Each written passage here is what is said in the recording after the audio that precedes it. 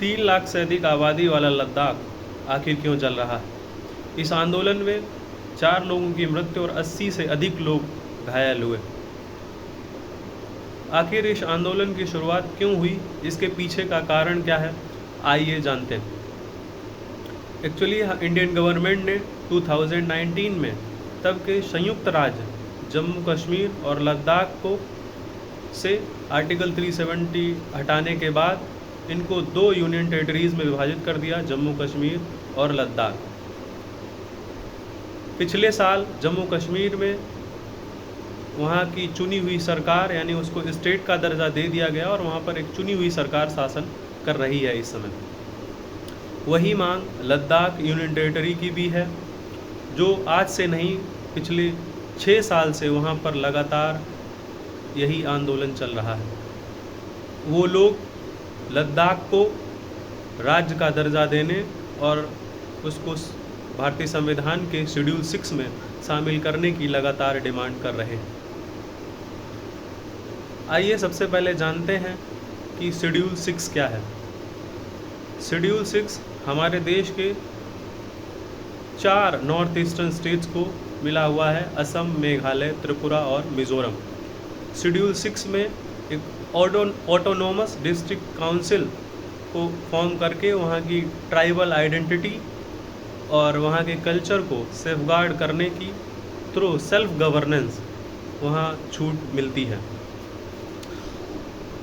इसी डिमांड को लेकर वहाँ पर लगातार आंदोलन जारी रहे हैं और वहाँ पर तब की शासित पार्टी जो थी बीजेपी, उसने आर्टिकल 370 हटाते समय अपने मैनिफेस्टो में ये वादा भी किया था कि लद्दाख को शेड्यूल 6 में शामिल किया जाएगा।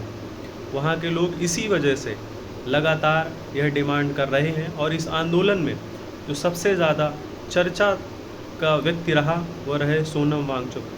सोनम वांगचुक को मुझे लगता है इस देश के जो यूथ है वो ज़्यादातर जानता होगा।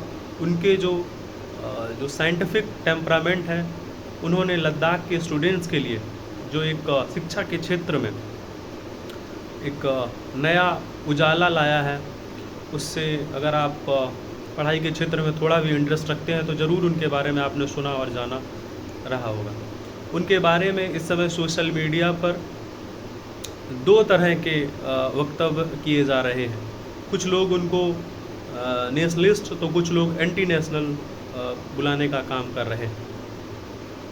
तो उनको जो एंटी नेशनल बुला रहे हैं, मुझे उनसे एक ही सवाल पूछना है कि वह व्यक्ति जब विदेशों में इंडिया के गुणगान करता है, अपने इन्वेंशन से भारत के नाम रोशन करता है, बहुत सारे देशों में अपनी थीसिस उसने जमा की हुई है, और वह जब भारत की भूमि पर बैठकर चाइना को क्रिटिसाइज़ करता है भारत की गवर्नमेंट के साथ मिलकर, तब यही गवर्नमेंट उनको सम्मानित भी करती है और उनको देशभक्त भी पुकारती है।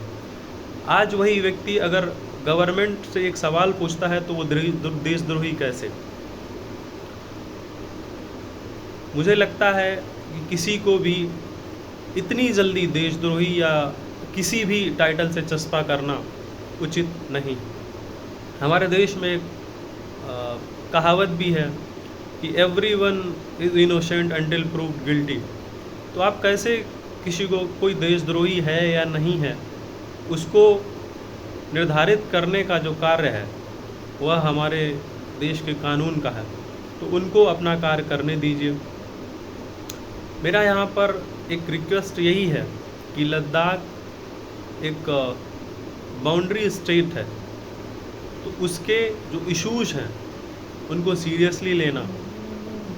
लद्दाख हमारे देश का ही पार्ट है, वहाँ के लोग हमारे अपने लोग, उनकी जो समस्या है उसको सुनकर उसका समाधान करने की ज़रूरत है। उनको देशद्रोही कहना कहीं से भी उचित नहीं है।